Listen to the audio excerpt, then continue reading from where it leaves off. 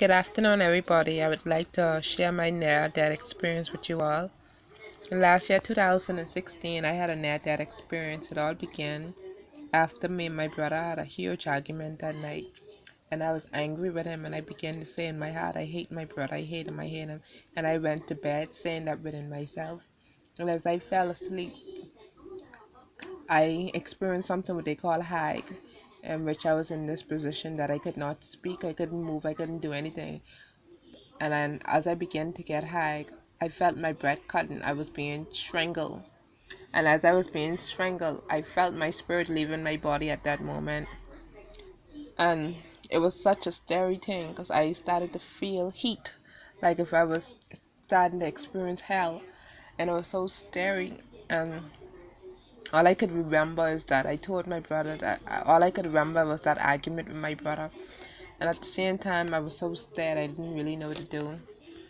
And at that moment, I didn't begin to pray or anything, because prayer, when you're in a certain situation, you can't think, you just can't really concentrate, you just can't think properly to say, well, pray. So I wasn't praying at that moment, but I remember I said, how is my family gonna bury me? That was the question I was asking, because in my family was just two dead, and then I was more like scared. So after that night, I learned that unforgiveness can really cost you.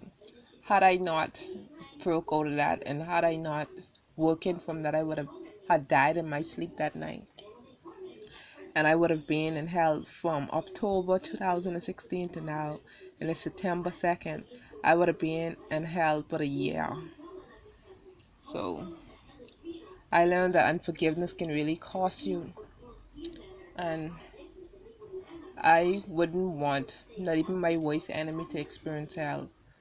So if you have unforgiveness in your heart for somebody, forgive them.